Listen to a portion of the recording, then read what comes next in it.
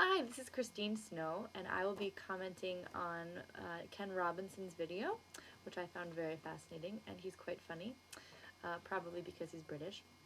But I agreed with a lot of what he said, and I think, first of all, I really appreciated his mentioning the fact that our educational system here in America was founded in the turn of the century, the beginning of the 20th century, being the 1900s, when industrialism was taking place and child labor was legal, and the entire point of the educational system was to get a job and to enter a trade and to make money, which is similar to what's going on now.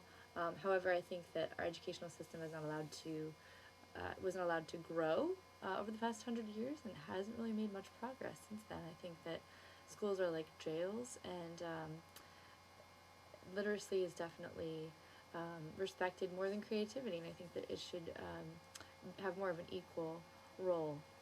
Um, I also agreed with his commenting on the hierarchy of subjects, math and science being the most respected, especially in this country, followed by the humanities, and then followed by the arts, unfortunately.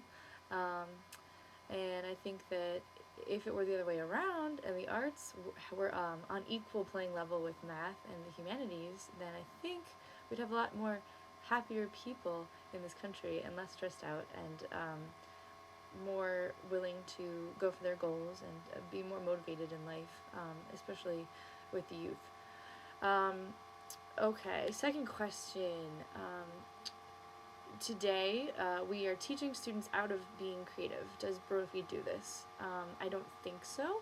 I think that Brophy definitely appreciates creative integrity.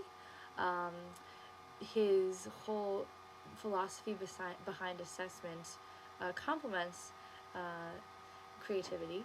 He says, and I quote, "Assessment provides an opportunity to obtain evidence of the musical growth and progress of students." So the whole point for him, being a music educator, is to acknowledge that musical education has taken place. Um, However, I think that he needs to be careful. He's a little too eager to categorize things, especially with check marks, check minuses, check pluses, and to label things in boxes, which highlights a lot of the problems that students are going through.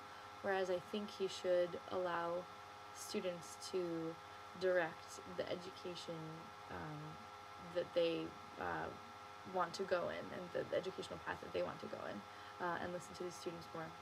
Okay, question 3. How does this relate to music education, this video? Um, well, regarding the hierarchy of subjects again, um, Robinson had said that underneath the arts, music is considered most important in this country, and gets the most funding.